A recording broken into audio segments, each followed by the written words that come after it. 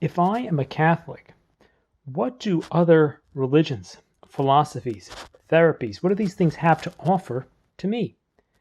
If Catholic spirituality contains the real truth about the human person, the destiny of the human person, and the spiritual life, what can we learn from other approaches? What's the point of them? Why would they be used? Well, here's what we're gonna discuss this in this video today, and we're gonna try to answer this question in a way that really helps us understand a lot of different things. It's gonna help us to understand how to use various approaches to growth as a Catholic, and it's also gonna be a foundation for understanding the relationships between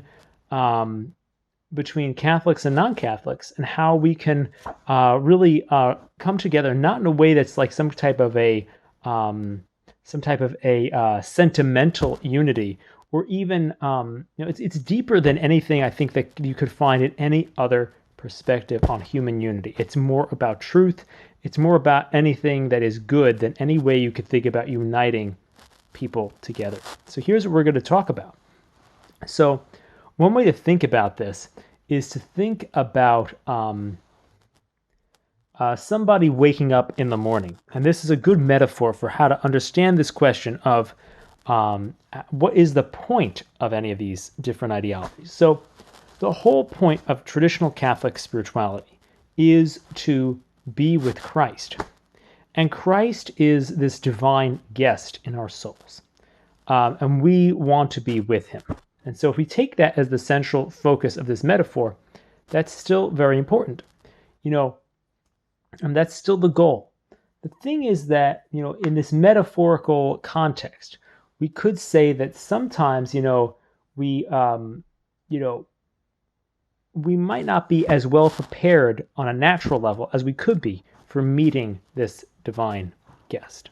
So what do I mean by that? Well, a priest once gave me this advice. He said, you can't shoot a cannon from a canoe, meaning that we can't live the life of grace if we aren't, if we don't have a stable mental and emotional life. We need to have some of those other levels of our being in order before we live a robust spiritual life of grace.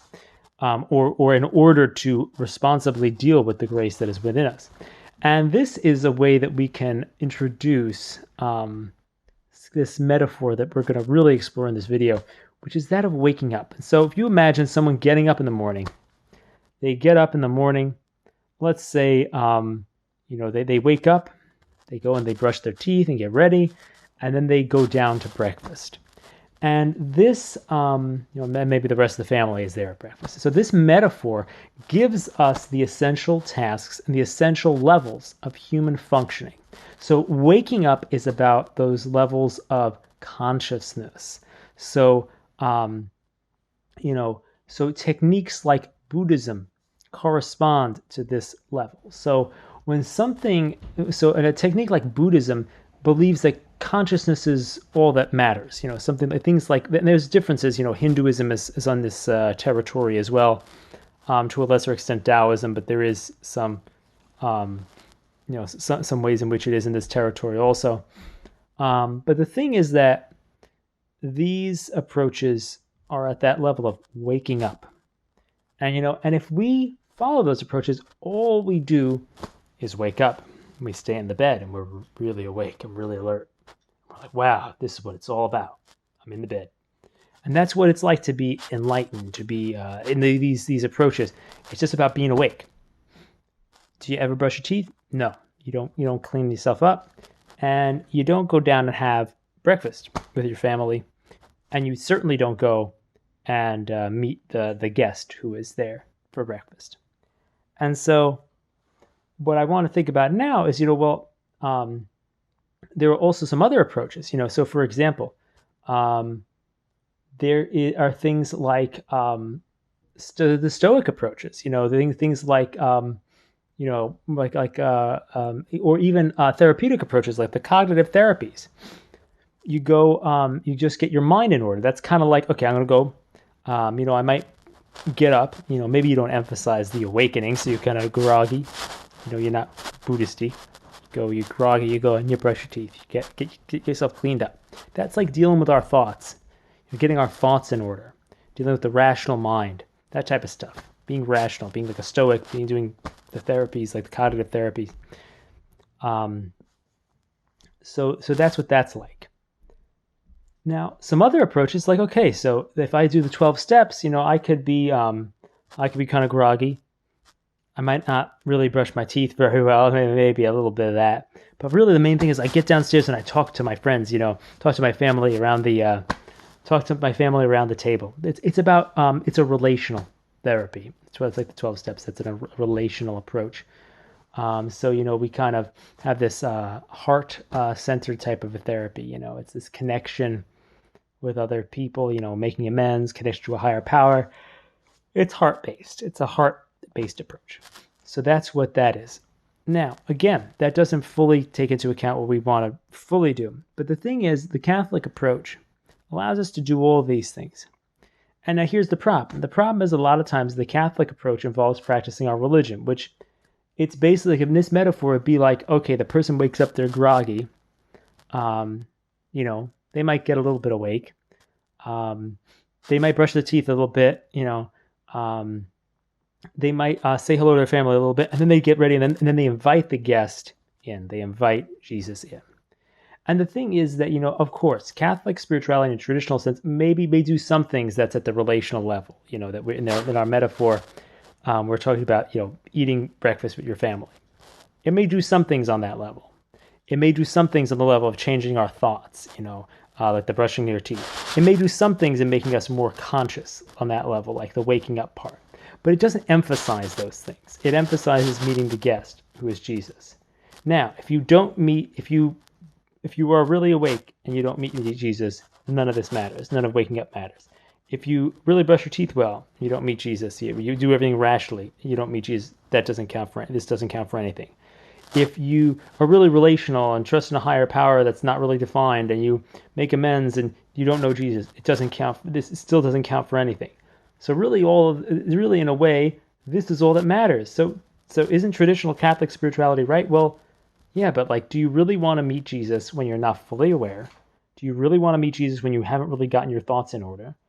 Do you really think that it's better to not make amends to other people and get out of your addictions and all that stuff? No, it's best if you are fully awake, have brushed your teeth, are having a nice breakfast with your family, you invite Jesus to hang out, and be part of this wonderful morning routine. The thing is that these other approaches offer something truly true and real to the Catholic tradition. They offer things that are good, but they're not good yet, because the thing is, Buddhism is not good in itself. The mindfulness-based therapies are not good in themselves. They need to be reformed. The Stoicism is not good in itself. Cognitive therapies are not good in themselves. They need to be reformed. The 12 steps are not good in themselves. They need to be interpreted in light of the Catholic tradition. You can't just be like, oh, that my higher power is a doorknob. That's not going to be good. You can't even take a moral inventory properly without using Catholic morality, because you don't have an objective standard for the morality. You can't really hold yourself accountable if the standard is not objective. So the thing is that you can't really do what is in any lower level well if you don't reform it according to Catholic principles. But you also can't do everything well if you don't take in the outside approach. So the Catholic tradition needs these otherwise fixated ideologies to become more firm foundations to support it. Everyone needs something. We all need each other. We all just need different things from each other. So the thing is that, so for example, Buddhism or even cognitive therapy, it doesn't know what to think. So how do you have a proper thought about yourself? Well, you can't get a proper thought about yourself unless you know, okay, I'm a sinner, but I'm loved by God, but I'm made in the image of God. You can't get the correct thoughts.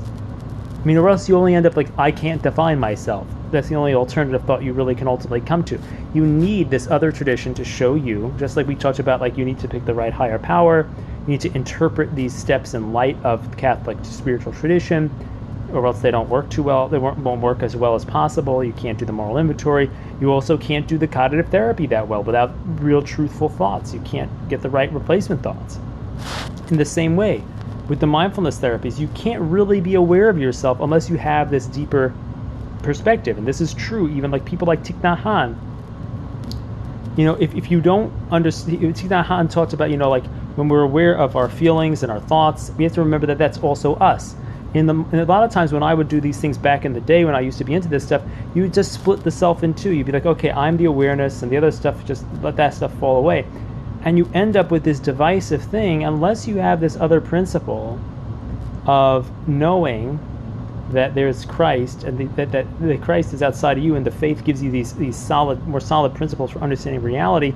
You kind of just zonk out and experience it, have these weird experiences where your mind just becomes like pure awareness, and you actually lose awareness of yourself. So you're being aware and you lose awareness of yourself because you're not standing on anything. You don't have any foundation. You're not really aware. You're not really mindful unless you convert mindfulness itself into a Catholic practice, which is much more akin to like what is done even in engaged Buddhism. It needs to go even further than that, but engaged Buddhism has that sense of like, oh, like my feelings are also me, which is kind of lost sometimes in the pop psychology of pop Hinduism and pop Buddhism and those kind of things.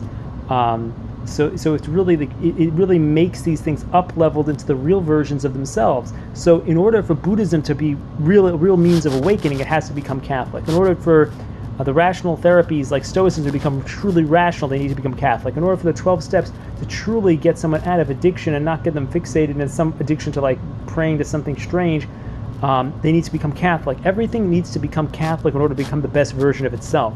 And Catholicism needs these things, these outside things, in order to become the best version of itself. So we all need each other. We all need each other.